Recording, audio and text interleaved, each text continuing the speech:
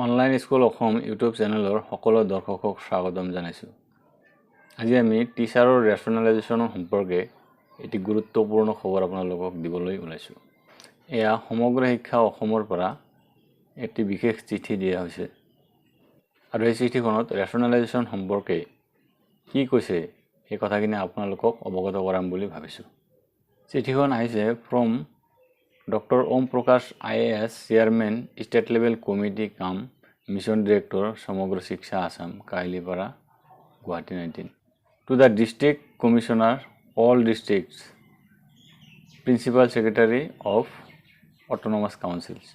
Chiঠিখনৰ subject hall regarding software based rationalization of school teachers of Gov/Provincialist School. Government আৰু Provincialist Schoolৰ টিচাৰৰ rationalisation software based হ'ব।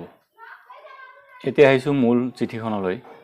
Sir madam, as provisions are being made in Shiksha Setu software which will suggest the intra-district rationalization of teachers from low PTR to high PTR school. Software generated rationalization is under progress and also manual intra-district rationalization is under progress at district level. Hence, the districts are directed not to process any rationalization manually.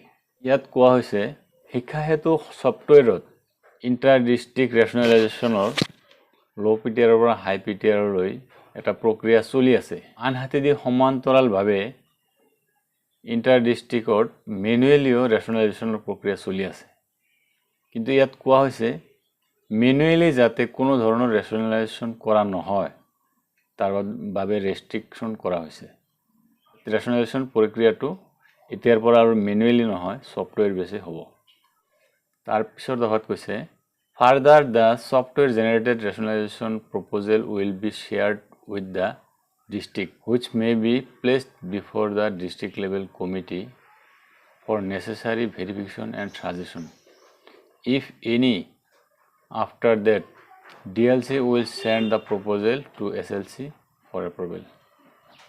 ইয়াত কোৱা হৈছে software বেছ generated ৰেচনেলাইজেশ্যনৰ প্ৰপ'জেলটো district লেভেললৈ পঠিওৱা হ'ব আৰু district level কমিটিয়ে ইয়াক চালি জাৰি চাই আকৌ এপ্ৰুভেলৰ বাবে SLCলৈ পঠিয়াব লাগিব। শেষত কোৱা হৈছে no rationalisation proposal should be executed without the approval of state level committee. ইয়াত কোৱা হৈছে ষ্টেট লেভেল কমিটিৰ এপ্ৰুভেল অবিহনে কোনো ধৰণৰ ৰেচনেলাইজেশ্যনৰ প্ৰপ'জেল মানি লোৱা নহ'ব।